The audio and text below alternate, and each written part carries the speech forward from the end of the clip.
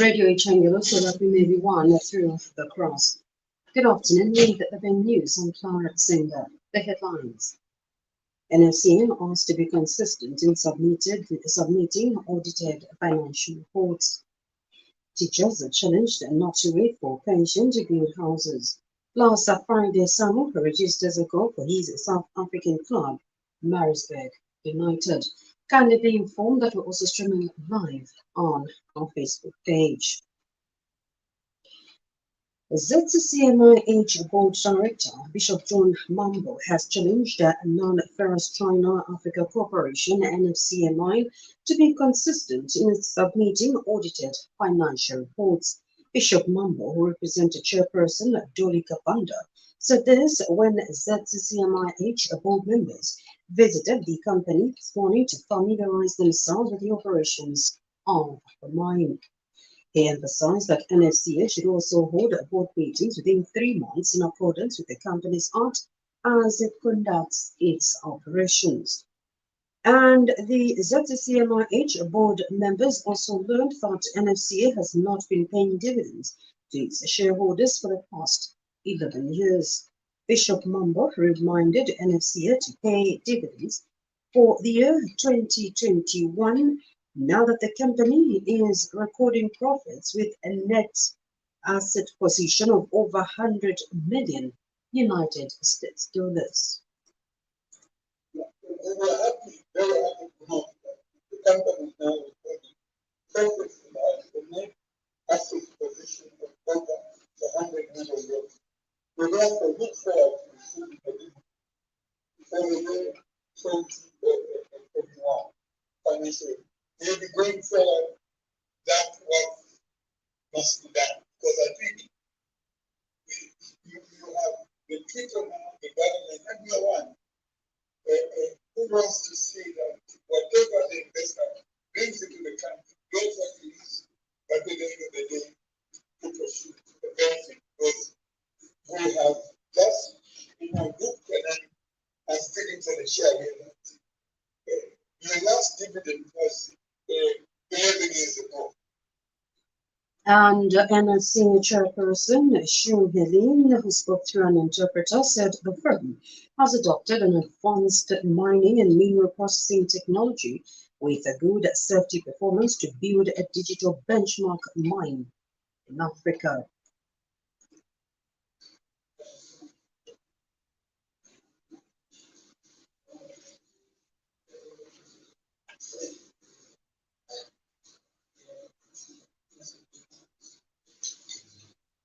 For 24 years, we have walked all the way through thick and thick with the continuous and strong support of CMIH and CMC.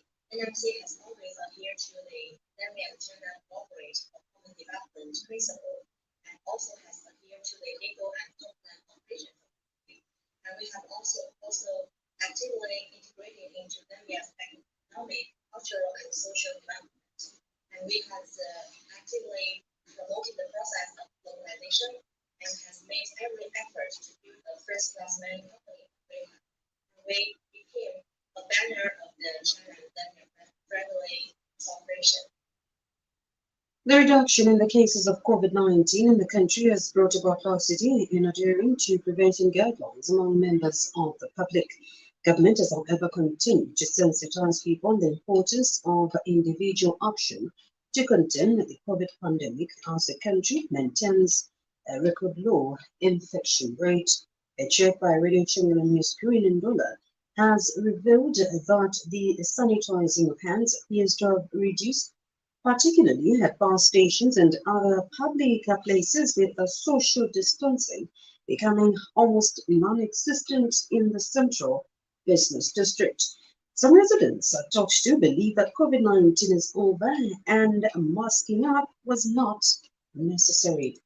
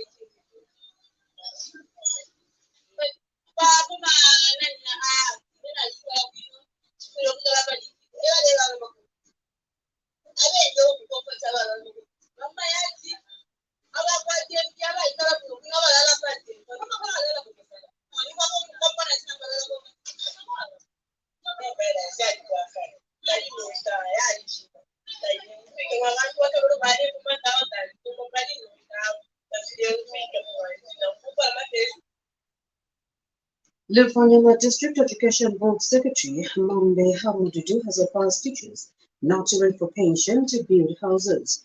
Ms. Hamududu said teachers should be empowered with affordable land so that they can build their own houses whilst in employment.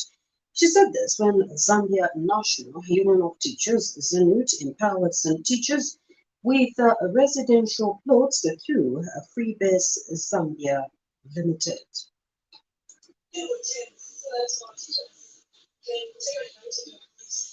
So we're very happy that we're not ready to remain behind as teaching fraternity, as we also empowered. So looking forward to having all teachers beyond the needs to get smart. Earlier, Zambia National Union of Teachers, ZANUT Kabago Provincial Chairperson David Siamutra, said the teacher union has signed an agreement with the Freebase to empower teachers with residential plots. Mr. Siamutra said the union is committed to uplifting the welfare of teachers in the province. The union is focused and wants to ensure that teachers' welfare is uplifted by assisting them to have access to long-term assets such as land. Teachers of Zambia face a lot of challenges, among them is the access to decent accommodation. Kalambila Emmanuel says it intends to partner with Radio Chingala in highlighting various corporate social initiatives the firm is involved in. The firm says it is involved in activities such as agriculture, health, local business, education, sports and tourism in its area of operation. Company Public Relations Officer Moisa Nzila says the company also wants mining operations to be fully explained through radio programs to enable listeners understand clearly. Ms. Nzila said this when she paid a courtesy call on Radio Chingala Chief Executive Officer Father Louis Mutachila. As you might know, because now with the arrest, there's a lot of people who don't know much about it. I'm trying to follow the laws and the issues that are going on and just follow the comments and see how to progress. Mining is very complex and it's something that is not very easy. So we would like to give out more information on mining production and also just want to do as a mine in the communities that we're coming from. But what we would like to do is position ourselves as a responsible corporate system that's concerned about the environment, the community, and that just don't want to dig up the copper and leave. So when you look at our environmental management, we have a very good environmental management program. And Radio Changala Chief Executive Officer Father Lewis Mutachila agreed with Ms. Nzila, saying people need to understand the operations of the mine and its economic benefits. Father Mutachila also talked about highlighting environmental issues that come about due to mining activities.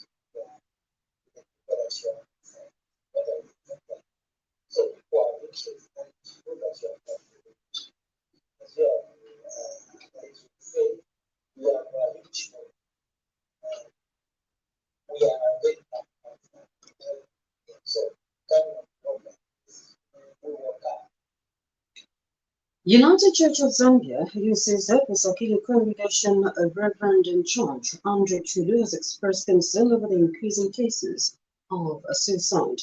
Reverend Chu said it is unfortunate that some people resort to such an act when life is supposed to be sacred.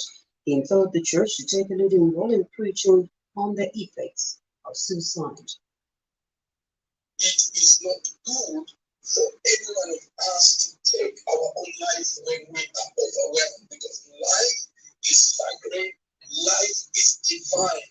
It is the intent of God who saw it in the beginning that we should have life, and therefore we should treat every life with dignity, and it's a gift that has come from God, and we are not permitted in any way to take them alive. And therefore, I'm calling upon society and the church to take this responsibility of reducing the risks of factors that can lead our people to evade to suicide. In sports news, Zambian striker Friday Samuel last evening shined at his new South African club, Maritzburg United, as they beat SuperSport in a league match. Samuel, the former Green Buffalo striker, scored a goal and made an assist as Maritzburg United beat SuperSport 2-1 last night. He put his new team in front with a 47-minute spectacular goal. This was Samuel's second match for Maritzburg United. This news broadcast comes to you in the community service of Radio Chengela with the compliments of Moose Melling. And now the international news is monitored from the BBC. For the first time in more than a year, Zimbabwe has reopened its land borders to travellers who are fully vaccinated or test negative for coronavirus. This follows a decline in daily infections. Ganyoko reports from Harare. Since March 2020, the land borders have remained largely closed, save for a brief period in December of that year that caused a spike in COVID cases. And while essential travel of cargo trucks and returning citizens has been permitted by road, everyone else has had to fly. The restrictions have disrupted livelihoods across the region. Zimbabwe's vibrant border coast is a vital link. Small traders from as far north as the Democratic Republic of Congo and Malawi were unable to get to South Africa via Zimbabwe to buy their goods. NATO's Secretary General Jens Stoltenberg says the alliance has not seen any evidence that Russia is de-escalating its military build-up against Ukraine. Meanwhile, Ukraine is marking a day of unity to show defiance in the face of the Russian threat. Paul Adams reports from Kiev. Ukraine's Day of Unity, announced by President Zelensky on Monday, is a low-key affair. At 10 this morning, the national anthem was played outside public buildings, flags are flying on street corners and police cars. The president is on a whirlwind tour of the country, appealing for calm. But the people of Kiev are going about their business. There are no mass gatherings, and it's not a public holiday. Russia says more of its forces are withdrawing. Pictures released this morning show the column of tanks and military vehicles leaving the Crimean Peninsula overnight. But NATO Secretary General Jens Stoltenberg said he was sceptical, and Britain's Defence Minister Ben Wallace said he had so far seen no sign of de-escalation. In fact, he said everything until yesterday pointed in the opposite direction. The EU's highest court has decided the bloc can reduce funding for member states which are found to have breached certain democratic standards. Judges dismissed a legal challenge by Poland and Hungary that what's known as conditionality mechanism has no legal basis. Jessica Parker reports from Brussels. This is the latest development and a highly significant one in an ongoing clash between Brussels and the governments in Warsaw and Budapest. The EU's been under pressure to tackle what critics say is democratic backsliding in Hungary and Poland on issues including judicial independence and media freedom. While the so-called conditionality mechanism can only be used in specific circumstances, today's ruling will increase pressure on the European Commission to act. But Poland and Hungary's response will also be key. Its governments have accused the EU and its courts of overreaching their powers. To end the main news, a reminder of the stories that made headlines. NFCA asked to be consistent in submitting audited financial reports. Teachers are challenged not to wait for pension to build houses. At last, Friday Samuel registers a goal for his South African club, Maritzburg United. And there we end the main news. Good afternoon.